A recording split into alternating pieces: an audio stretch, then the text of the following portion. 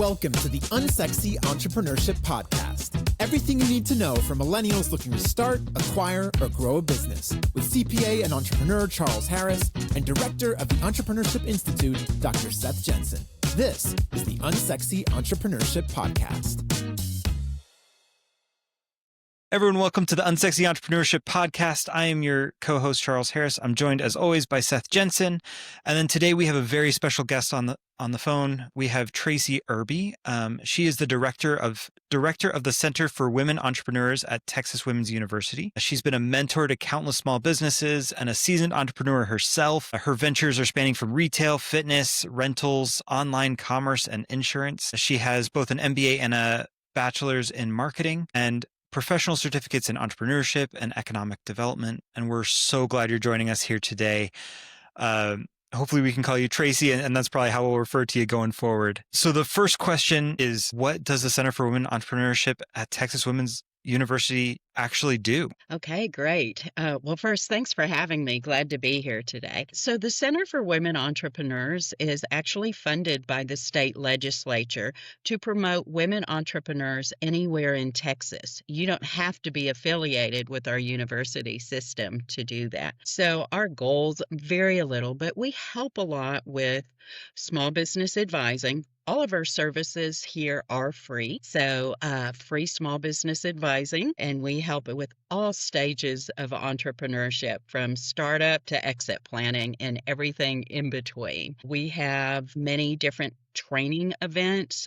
We have Women Rise. It's the second Tuesday of every month. We have it in person and virtual because Texas is a big state, so we have to have that virtual component of everything. But we have networking online and in person before and after the event. We have the Accelerate Her training program. We have done that throughout Texas. It's a 12 to 15 week entrepreneur program that we take across the state. It started in Denton, then we had one in Dallas, Austin, Abilene, Houston, Mission, Texas. It's growing, and what's nice is as it's growing is more and more communities are now coming to us, asking us to bring the program to them. Yeah, because I've never heard of Mission, Texas before. It's way down there. We did one in Corpus too, so that was fun to go visit that one as well. So we do that across the state. We also have grant funding. We have given over $2,500,000 to women-owned businesses in Texas. And actually, our Start Her grant opens on the 26th of this month, where we're giving 10 women $5,000. Those who have been in business less than 5 years. And we don't just give money, because we're with an educational institution, so we make sure they all receive 3 hours of small business advising. They have to go through our small business training course, which are some of the basics of business. They do a complete business plan with 3 years financials as well, and then they send their receipts for the first half, and then they can get the second half of funding. So we help in many different ways across Texas. Amazing. So cool.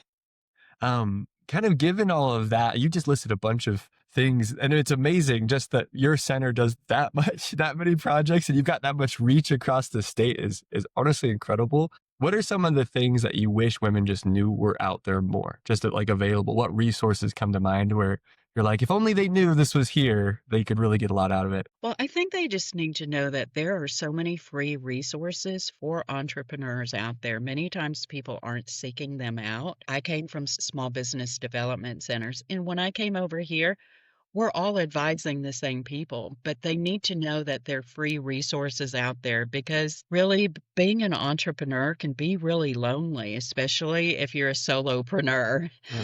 That it's great to get around other people. I love being around entrepreneurs. With my friends who aren't, they don't understand it. So it's really a great place to come and meet other entrepreneurs and talk about what's working and what isn't working for you. So they need to know that there's many places they can go and get help and be active in the community. meet where other entrepreneurs meet. But some of the other resources they don't know are some women-owned certifications, hub certification with the state. All of these are given priority when you're going out for government contracting or bids. Many people want to work with state agencies and they don't know how beneficial it is to have a hub certification, which is free through the state. And then, of course, there are entrepreneur centers at universities. Those are owned too. But really, we just wish that they knew there's so many resources out there to take advantage of, and you're not alone in your entrepreneurial venture. That's awesome. Absolutely. So we're talking specifically with you. You're really, your Texas stuff really well. Are there similar programs and things scattered throughout the nation? So some are a little different because we are funded by the Texas state legislature, but there are other programs out there as well. And I would say, and this kind of goes with, I think the next question, I think they can all kind of be put together here, is that small business administration, there's small business development centers everywhere. So they cover every county in the United States. The SBA has women-owned small business, well, it has the certification, but they have women business centers as well that are throughout the United States where women can go and get some one-on-one guidance there as well. So each state is a little bit different in what they have, but there are some other entrepreneurships at universities, but I'm not sure how many states are actually funding a program like ours. Yeah. Give But it I up for think, I mean, Texas. We're the best. yeah, that's true. Texas is a great place to start a business for lots of reasons. But I think I love this kind of reminder you've given us that, again, there's something near you. There's something happening. And again, there's lots of women's business centers all over the place. Small business development centers. Again, that's a government and state program that are just super common. If you've got a university near you, there's probably some type of entrepreneurial resource baked into that. And I think people don't realize you often don't have to be a student to participate in those things. That's true. Sounds like if your university, you're statewide and helping all types of people. My university is the same thing. Anybody can come walk in. You don't actually have to be in a class to find a community, find workshops, find great mentors. And so it's usually a Google search away most of the time. You can kind of just find a lot if you're willing to just hop online and look. And so I'd love to ask, again, this is something I'm really passionate about. We were talking before we started recording. I've done a lot of research on early stage entrepreneurship, and the path for a women entrepreneur can be different, especially depending on your context. Everywhere is different. There's certain parts of the world where it's very different, where there's still a strong kind of patriarchal lean in the business world where it's very difficult. The US obviously is a place where anybody can start a business, but still the fact is that's only within the last, decades and centuries that the economy's really been open to women in a full way, right? Like you couldn't even open a a bank account or a credit card until the 70s without a man's approval in the US. And so I think people don't realize just how much catch up we've had to do to make sure our economy isn't just tooled for men and is open to women in the same ways. And so in your experience, like what are some of the barriers that keep women from growing a business or starting or growing a business specifically? Maybe some of those women specific issues. Oh, so there are so many different things. And one of them is probably essential to all entrepreneurs, but maybe more so for women, is access to capital. I mean, as you said, they couldn't do loans not that far long ago where they could do that without a man signing on it. Capital is still a barrier for them. There's the work-life balance as well, because many times a lot of the child raising is left to the mom. So then it's like, okay, how do I balance all of these things together? There's a confidence gap, I think, as well, that some, building networks, doing others, some of this is different, but we can all do it, actually. Some don't know some of the things they need to know when they're coming in, but that's why it's great there's services like ours, like your university, all of those that are helping women entrepreneurs. Some don't know who they need to help with their business as well. And I don't know if you've ever heard this term, but we say every entrepreneur needs these on their team. We call it the BAIL team. Have you heard that acronym? No, I Uh, haven't yet. I'm excited to Oh, hear. okay. A banker. So we really stress you need a banker, and you need to be going into the bank and they know your face. Yeah. COVID was a great example of what not to do when people had never been into the bank. They weren't given priority for any of the SBA funding, et cetera. And you may not even be in a stage of business yet for the banker, but you should still be making those relationships. I Yes. told others, my bank's like 150 miles away from here, but I can call them and get a loan over the phone because they know me. So you, Absolutely. you Can want I to just have, add to that? yeah, Because I was recently talking to some SBA lenders. So there's kind of some specific kinds of loans that are specifically geared for entrepreneurs, usually in the early-ish stages. They've got revenue, but maybe there's some capital constraints. And what I hear from these loan officers all the time is, I wish people would come early, like at the beginning of their entrepreneurial journey, so they could learn what's going to be necessary for them to qualify when they actually need the money. So I think that's just incredible advice you're giving here of like, even before you think you need it, go establish those relationships and find out what you don't know about the right. process, so that when a year or 2 years down the road, when you're like, oh, I need to buy this piece of equipment, or I need some to go into my inventory, I need a big loan, you know exactly what ducks you need to have in a row beforehand, and you're ready for that moment. And so, like, again, that's one of those things where most people don't know that they're like, oh, well, I'll just go in when I need a loan. It's like, no, that relationship should start even earlier. Right, right, because they don't know you then. So that was just the Yeah. first part of bail. But the next is, and I think you'll like this one, Charles, an accountant, numbers person. I mean, they truly need to do that and pay attention because they're having a good accountant person to work with can really help guide you along the way. What are some deductions I can take? A lot of people think they can do certain things that they shouldn't be doing. So it's good to have them on your team. I is for insurance agent. You need to make sure you have the right coverage for your business.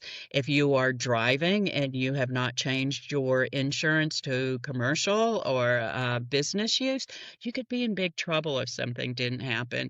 And Al, the last one's a lawyer. I'm not saying you need to have somebody on a retainer, but just that and for those type times you may need legal advice. So they can be on your team, but not using them. So bail, that's your bail team. Oh, I love that. Yeah, so those are some good resources for them. But when you talked about some of the other common barriers, I mean, there's also lack of support, and there really was for mentorship too for women. Yeah. And as they are coming into entrepreneurship more and more, it's really important that they have those relationships and can go places, get mentorship, get advising, and whatever to help along the way. Yeah. Is that mainly due to the fact that historically speaking, there haven't been as many female entrepreneurs, so there's just less to mentor, and men generally want to mentor men and women want to mentor women? Is that kind of what happens? Is that why there are less mentors? It could be, and it could be where they are in their careers. Are there as many women in the higher positions where they can help those that are coming in behind them? And I don't think I mentioned that we're part of the larger Jane Nelson Institute for Women's Ah, Leadership. So under our center, we also have we focus a lot, not in this area, but in the other, on women's leadership and the changes there. And there was something mentioned before called like a broken rung, whereas uh, women are going up, but if they don't have that very first position, you're not going to be able to go up further that run. So I think there just weren't as many that were really mentoring and helping women yeah. grow in their And business. I think that's so important to realize, because I think a lot of people think, oh, like, is this a discrimination issue? And unfortunately, that still happens, right? That is not completely resolved. But there's so many other layers to that, to what's going on here, that you don't even have to touch the discrimination part before it becomes so much harder. And to like bring this more concretely in people's understanding, I'll ask them, like, name 5 entrepreneurs off the top of your head. And chances are, if it's not all 5 men, maybe it's 4 men and 1 woman, right? They're Mark Cuban and Mark, Zuckerberg and, Bezos. You can come up with all the names that we're saturated with when we think of entrepreneurship at the national and global level, but also our local communities. The men jump to mind. And again, we've got this kind of long historical context behind that. And the reality is, like, we're social creatures. And so we, I went and when I first went to school, I signed up to be a chemical engineer. Why? Because that's what my dad did. Like it was just the thing I was used to, right? It was the thing that I kind of, in academic literature, we'd call it the adjacent possible, but it's something that was just, the obvious choice. We don't have all of the life paths laid out and we don't rationally choose. We kind of choose what's kind of next to us and the patterns we see in front of us. And the reality is the patterns at a societal level and local levels still are very male when it comes to entrepreneurship. So a lot of women aren't considering entrepreneurship when they could, because they just haven't been exposed to it. They haven't seen people like them out there being successful entrepreneurship. And then, they have less maybe close friends that are women that have been there, done that they can then again have those mentoring relationships with and ask those uncomfortable questions, because everybody feels like an idiot when they start a business, right? There's so much you don't know. That's a eternal principle. Is it's a humbling experience, and you need safe places to go.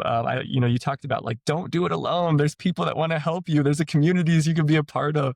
And unfortunately, it's just not as obvious for women that might have those aspirations, where to find communities that look like them, that sound like them, and other women to aspire to, when in reality, they're there. There's so many incredible women that are crushing it in your local communities. They just might not be as visible, unfortunately. But yeah, it's not just discrimination, right? It's about the patterns we see and kind of these subtle fabrics that are really influential in our lives. Right, right. Well, I mean, with that too, there are things like venture capital where women are only getting 3%, but Yeah. they're still applying. So there are things that are still happening, and whatever we can do to change, we're glad to do. There's some interesting research about that shows that the likelihood of a male investor to invest in women is directly correlated to whether they have a daughter, which I think is so fascinating.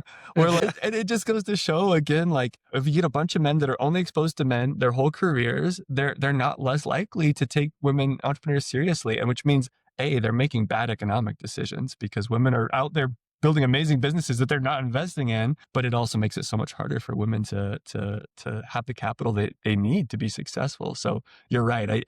I think we're above 2% of VC, but it's just barely at this point are going, like, did you say 3? Was that the number I you said had? less than 3, Yeah, 3 or less. Yeah. it's astounding. And we're at 10% of the Fortune 500 now women CEOs. And that's only in the last 10 years. It used to be like 1 for like in just like 15 years ago. And so we're making progress, but it's still a fraction. What it should be, definitely. Absolutely. Interesting. So speaking as myself as a small business owner, I'm a guy. How can I assist women entrepreneurs? Because I mean, I can bring you on this podcast. I can tout TWU's offerings, and I totally will. But like, how can I help assist those women-run businesses in my community? So I think it's important too to listen to them. I think it was in your community where I was on a panel one time, and many men don't realize the difference it is for women entrepreneurs than it is for males. And maybe sometimes just letting them know, hey, they aren't getting the funding. They don't get as much mentorship. A lot of the things, and help them realize how they can help. Of course, be supportive. Go to the things in your community. If there are, promote it. If there are things for women entrepreneurs, if you on social media or other places like that, share networks and connections when you're going. If you have people that they can connect with and say, hey, I really think this person would be great for you to meet. And we do that often with women here, but men can do that as well. I'd like to make a connection. I think you two have something very similar, or this person is starting this type of business. I know somebody that, might be able to help you with it. So those are ways that you can help. And then listen without assuming the same approach that works for men is always going to work for women as well. But really opening those networks, be there, be a mentor even if you can, if that's of interest to you. So there are a lot of different ways that you can do that. Not just you men. All men. Oh, I can take take it personally. And it's one of those things that I probably need to do a better job of too. And I don't think it's natural, right? And I think that's kind of where men misstep a lot of times, is because naturally, if I'm just out there, I get close to guys just because I feel more comfortable with them, generally speaking. And so then sometimes I could see myself easily forgetting about a woman entrepreneur who's doing an amazing job. And so it's keeping that top of mind and just being aware of our biases and our idiosyncrasies, right? Right, right. Well, we find many times the women who come to the programs, one thing they've said is that they feel very comfortable in that environment and they will ask questions where they may not have asked those same questions in a group of men Mm, and women.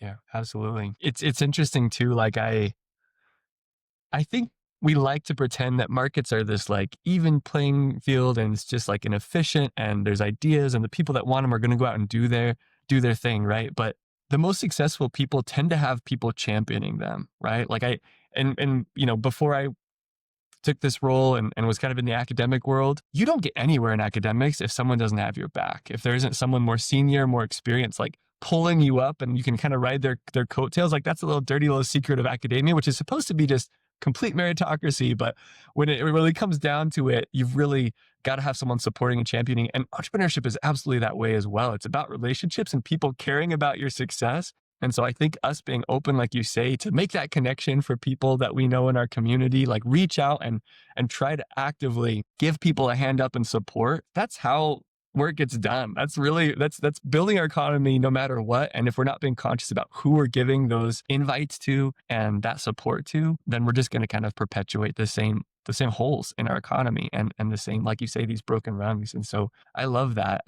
We'd love to hear, Tracy, a story from someone that you've worked with that really inspires you or you're really excited about. So, I mean, obviously, there's a lot of them. It's hard to even just one or the other because we were recently at DFW Startup Week, and it was amazing the women that would come up and just thank us for what we have done for them. So that's always the best part of our job, when we get to hear from those that were out there. I mean, we've had some really interesting businesses that we've helped. Sometimes they're in very different industries. So we did have one who owned a funeral home and she was part of our grant program and she bought a hearse with the grant Wow. funding. That's a fun time right there. Yeah. But what's nice is she's really wanted to help other women. And this was our third year for the rural grant. There was somebody from her community that she referred and said, you really need to apply for this rural grant. And so the woman did, and of course won a grant from us. So it's really exciting when you see them helping another. And she just kind of stands out because of her attitude about it. And actually, this woman is now mayor of her community. Wow. Awesome. So it's like amazing to see. But what else is so nice, and Seth, if you are working with entrepreneurs, you see it. Sometimes it's like they're our children too. And as they grow and they Oh, are absolutely. speakers and winning big grants and a lot of funding, it's so exciting. So it's hard to just say one or two people because so many of them we're just so proud to be a part of their lives. Yeah.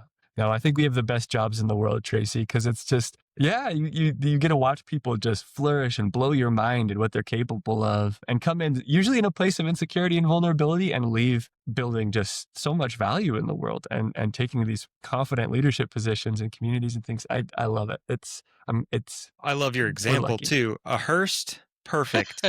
How many people want to run a funeral home, right? Not many. So it's a great unsexy business in honor of the podcast title that, is a requirement of life. And I think those are oftentimes the best businesses to get into. So good for her. Way to be smart. And then also, I love that she became mayor later because in my experience, at least personally, my confidence and ability to get things done, I never would have put certain things on my radar that I'm now doing. And I think running your own business can just blow your confidence up. It can increase your ability to get things done.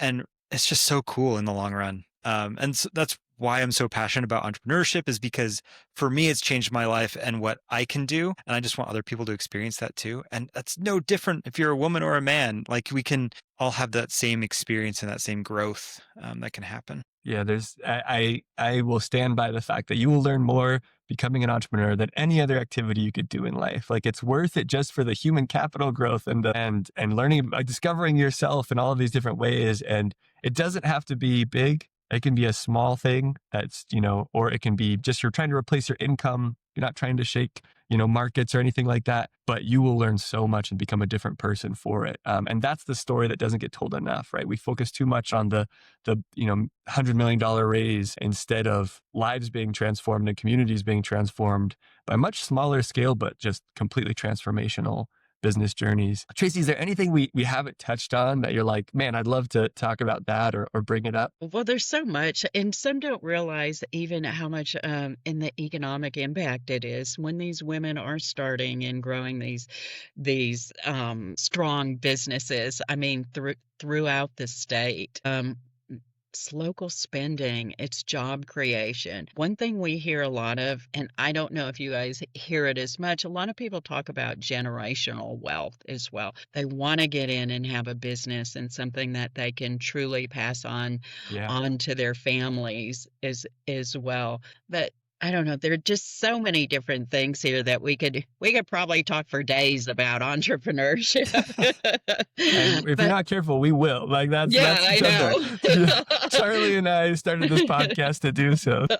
Well, I just want to point out one thing you said though, Tracy, almost like an estate planning type of situation with entrepreneurship. One of my favorite clients, I love her to death. Her and her husband works full time. She's done a bunch of other jobs throughout the years. And they were looking kind of at, how to say it nicely, the later half of their life, later quarter, maybe third probably is where we're at. And they really wanted to be able to create something that they could pass on to their kids and ensure that their kids are taken care of. And they thought about it and they're like, we're not millionaires. We're not 100 millionaires. Like, we can't do that. But what we can do is create a business that works. It can become a family business. We can force them into the business. And if they don't want to take it, then that's fine. But then they'll have an opportunity to sell it and really create that wealth. And it's been really cool to kind of watch that process happen. And I think it can be really, really powerful because, again, talk to an estate lawyer, talk to a financial planner, probably more so than me, but you can transition that over a period of time and allow it for a nice, cushiony transfer of wealth from one generation to another and really enable your children to succeed. And I've always talked about with my wife, like, oh, I need one of them to be a CPA so that I can give them the business when I'm done. But I think that there really is a lot of power in that kind of statement and that thinking. You should have. Go ahead. Oh, I was going to say, I mean, that's great though, because truly every business owner, from the moment they start, they need to know how they're going to exit. Do I want to sell it? Do I want to give it to my family? And many don't think about this. And working with numbers, it's important. Many times they are tax planning until it comes time to sell their business. It's like, okay, we got to be really showing the income that's going on here. So that's a real important part of it too. I love what you were saying before, and if there were any other questions, and I know it said entrepreneurs make so many mistakes when they start. I almost don't like that word. I like to say we just haven't learned it yet, because there are things in life and in entrepreneurship. It's not going to be 100%, but man, do we learn from those? We may not have done it quite correctly in the beginning. Absolutely. Yeah. It's just, and that's all entrepreneurship is. It's solving the next problem. It's getting the next, answer to the next question, right? Like, nobody knows everything they need to know at the offset to be successful. No one, right? Even the most successful entrepreneurs, it's just constant learning. And what's beautiful is you have an amazing business at the end. You're a different person at the end. You've changed other lives in your community. You've employed people. Like, it's just everybody wins, which is so exciting. And that's why we've got to help, again, the fact that half of the population, all these amazing women that are holding up society in so many different ways, like, purely from an economic standpoint, we're going to unlock so much value in the world. Just if we could just really empower every human being to be as successful as they want to be and build what they want to build. And so it's really just such an exciting time because we've got everything laid out. We just need to make it happen. We just got to make sure everyone's getting that invite and that support they need. And we're at an exciting moment, I think. Yeah, love that. And I mean, we love seeing it day to day, what's happening. I did want to kind of circle just back just a little as we were talking about the generational wealth. One thing entrepreneurs need to be aware of because many of them opt to come in as a nonprofit, but they don't Mm, realize that is not a woman-owned business because no one owns it. You can't give it to your children, and you are forever going to be fundraising. yeah, We love nonprofits, but they are not eligible for our grants. We're funded with tax dollars. They're opting to be tax exempt. So there are different things there. But I think it's really important when starting out, they talk with somebody about this yes. so they know ahead of time. I had someone come in the office one day and I kind of explained that. And she was like, how come no one's told me that before? Yeah, you know, and they don't realize that they're going to be continually fundraising if it's a nonprofit absolutely. and that there are And some limits their entities. income Yeah. too, right? Like Yeah. think about the biggest example I think right now has been Sam Altman and ChatGPT, right? It was originally a nonprofit. I think it still is at this point in time, but I know they're looking at changing it and it's going to cost billions and billions of dollars. It's a huge mistake. Well, and to your point, Tracy, you can do so much good. Whatever good you're trying to do, Hmm. there's a for-profit version of that that you can go and make that happen, right? Like nonprofits have their place and we're grateful for them, but for a lot of people, there's a for-profit route that can really make the impact you're hoping for anyway in a lot of ways. And that's a more sustainable model than fundraising because like you say, that's the little dirty little secret of any nonprofit is that's mostly what you're doing is just raising for the next year. Right, right. And we see that so much that we really try to help them. But we've seen some of the women that we've had, they have their for-profit business and they have a nonprofit. Yeah. And sometimes the nonprofit can help them in their for-profit business. So there are ways to do that as well. Yeah. Amazing. So this is kind of an interesting question too. And again, this is generalities, so this isn't necessarily saying one thing or another, but are women more apt to try and make a nonprofit than men? Because I've never run into this concern or question before because everyone I talk to is like, oh yeah, usually the issue I have in business formation is they go S Corp before they can afford to, or they make an error that direction. Right. Is that more common with women to have nonprofit issues? It could be because women, I mean, are very nurturing anyway, so it may seem like a natural fit. I can go in and I can help more people this way, Mm, that they're looking at maybe going into a nonprofit that way. interesting. Yeah, I do. I think I think, again, I don't have the numbers, but I think there is a slight over index on women running nonprofits as relate to for profit.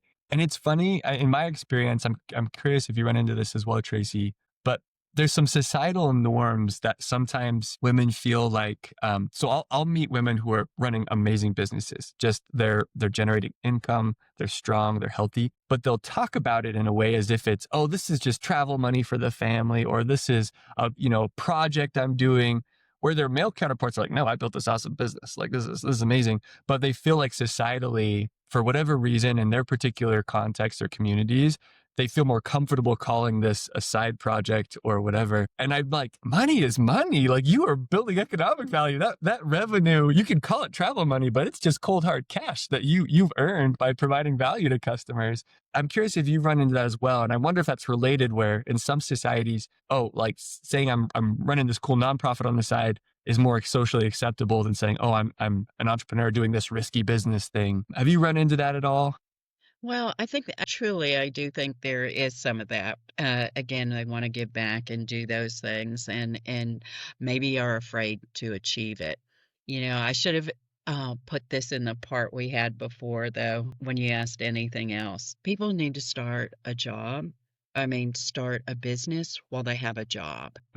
They need to get that going and those numbers going. Get to those 2 years where many often fail. I think many times people are going in without thinking of everything there. I'm going to replace the salary. Well, that's not going to happen more Yeah, than likely for a few years. it's a long road. So Yeah, so I kind of got a little off track, but it was one of those that I always like to really help people. You can start. And one thing for women, and I wish I had found this out earlier in my entrepreneurial journey is that multiple income streams work. Women often become the sole provider, etc., in a home. I know now with what I do, if for some reason I lost my job, I'd be out selling something this weekend, that we have to be able to have those things. Yeah. And I'm also an insurance agent. And so for years, when I took a job that wasn't high paying, but I had those renewals coming in. So there are things, and people can create, they don't always think about this, multiple income streams in Yeah. the business you have. COVID taught a lot of them that we need more than one income stream. Absolutely. Vacation, you got to have it. Yeah, absolutely. Whether it's inside one business or whether you've got multiple things happening, that can definitely. And Charlie and I talk a lot about entrepreneurship through acquisition. As you mentioned, that gap between you're going to quit your job all of a sudden. Don't expect to make money day one of your new business. But entrepreneurship through acquisition can be kind of an interesting way where you can step straight out of a job into a new job of a business you own. I'm curious if you have anything to say about acquisition as a pathway in general, and also for women specifically. Well, I think in general that is a good idea, but again, you really need to look at the numbers too. I know with my experience at the SBDC, a couple wanted to buy a bar. Well, if you like to drink, doesn't mean you should have a bar. I'm not saying that they did, Yeah. but they rolled a 401k into it, and the advice from the SBDC is like, maybe not. Yeah. So it's about really doing your due diligence beforehand, because you don't want to be putting money into something that is not going to be that money maker for you.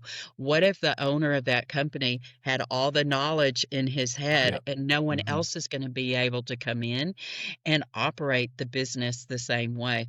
But there are many of them that they could acquire, and especially if they've been in that field Yep. or Yep. Yep. they understand it, it's easier for them to go in and do it. In mine, I owned one of the first Sears hometown stores, and I remember we went to training and all of that, but wherever you go, it's like, okay, it's my first day. I know Yeah. nothing. I mean, it doesn't matter how Yeah. much training, but it is when you go into a business, you don't know because there is so much to learn. But acquisition can be a good way in for many people. But do your due diligence first and make sure you see all of the forms, all of the paperwork, Charlie, you could help with that. Yeah.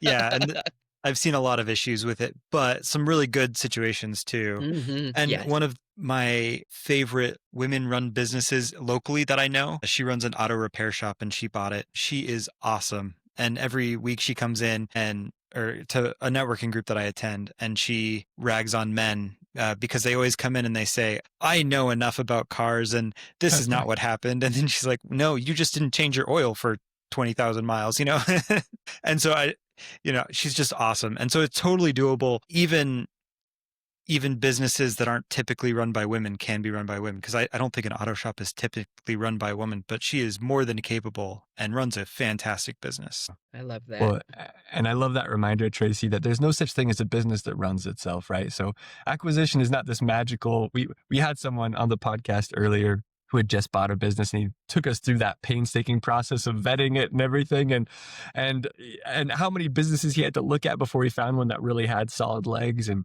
it is not an easy path, but it can be an incredible path if you do put the legwork into it. And you can mitigate some of the risks of the 0 to 1 process for sure. But there's no business that runs itself. It's a lot of work no matter how you slice it. Yep. And Agreed. no perfect business. All right, But Tracy, we've had so much fun, and I'm sure we're going to continue this offline. But for our listeners, is there any way that they can get in touch or learn more? Any way that you'd prefer them to reach out to you? well, we have several different ways they could reach out to us. Our website at twu.edu Facebook.com/CWE Center for Women Entrepreneurs. They can find me on LinkedIn under Tracy Irby. They can call our main number 940-898-2895. Or they can just come over and attend Women Rise or sign up virtually and meet all the women that are a lot of the women in our community. Amazing. Well, thank you so much for coming. joining us. And again, I hope what you're doing is so cool. And I wish people could see through your eyes all of these incredible women-owned businesses flourishing and being built across Texas and here in Utah on our side and across the world, because we just need more people that, obviously it's not for everybody, but if it is for you, like go find that community, go find that person, that mentor, that group of friends that you can help each other build awesome things. Cause we again, I think we have the best job in the world. We get to see all this magic happening around us every single day. People building incredible businesses, incredible lifestyles, incredible community impact. So thank you for coming and taking the time to talk with us. Oh, thank you for having me. It's been my pleasure. Thanks for listening to the Unsexy Entrepreneurship Podcast. Seth and I want to continually improve and make sure that we're covering the topics that you as an entrepreneur really want help with. But we need your help with that, and here's how. So first, please like and subscribe to the show wherever you're getting your podcast. We want this to get into as many hands of entrepreneurs as possible. It could really help make their business a success. Secondly, leave us a review on your podcast app. We read each and every single one of those comments, and it really helps us in our planning to make this tailored for you as an entrepreneur. And lastly, send us your questions directly. Just click the link in the episode description and you'll be able to contact us directly, as well as get notified of upcoming shows and value-added content. So we look forward to hearing from you, and we'll be back next week. Thank you.